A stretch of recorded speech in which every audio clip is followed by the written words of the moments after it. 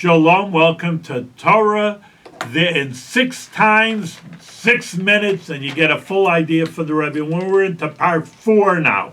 In any case, here we're again a running start where the Torah was wanted to be given. The angels wanted the Torah to be given to them and not to the Jews. And Moshe really had to argue. But from that argument, we see the beauty of why we, the Jewish people, which means we're human beings down here, did receive the Torah.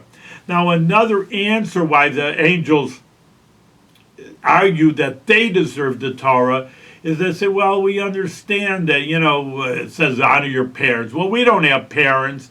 But on the other hand, all those other arguments we said in previous sessions, but now the angel's saying, well, just like I said, there's so many levels of Torah. It's not just, okay, it's a nice little story about Joseph and his many colored coats and beautiful stories. Not just a story. It is a beautiful story. On the other hand, it's very deep and very, very spiritual. And you can learn the Torah on a very deep level, and that's what the Kabbalah is, Jewish mysticism. They take the story of the Chumash and they make it very deeper in just one little idea, because it's a big idea, but it's just a drop in the ocean.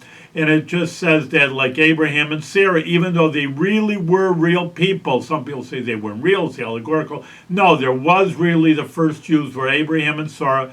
But Kabbalah would say that Abraham represents chesed. He was so kind. He took in guests all the time. And Sora, the woman, was gevura, severity. So again, you can learn with spheros, with emanations, with Kabbalah.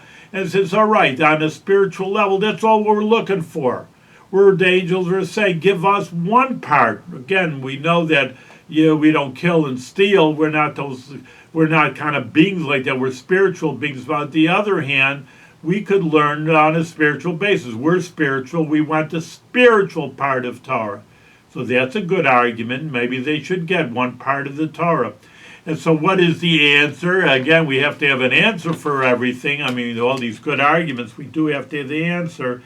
And the answer is, it's really, in simple words, all or nothing. You can't divide up the Torah. And that's also with the possessions also.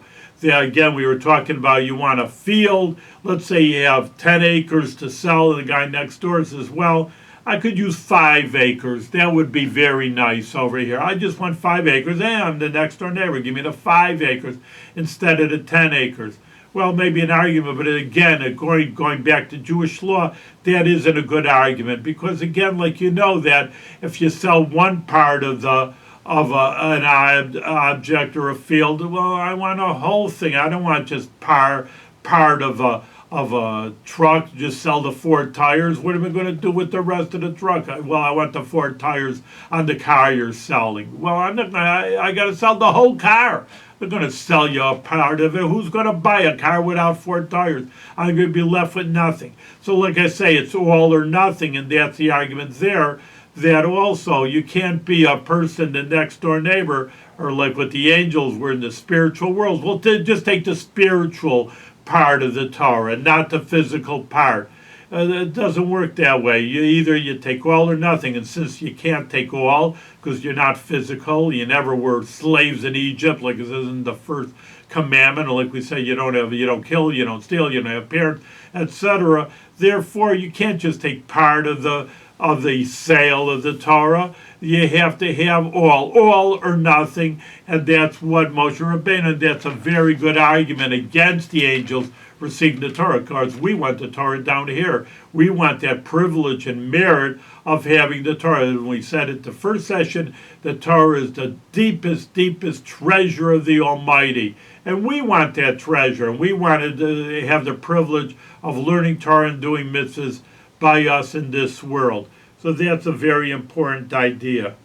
So another idea, though, is that we need the Torah. Why?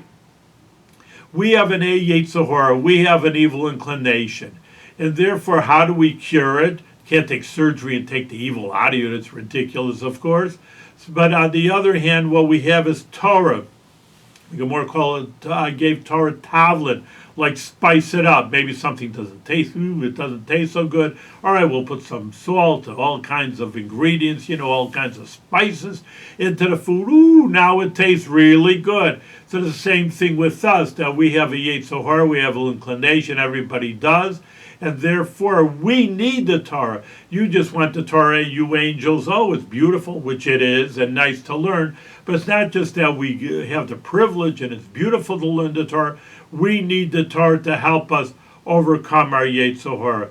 So that's, again, another answer that we, to answer against the angels, why they shouldn't get the Torah, and we, the Jewish people, should.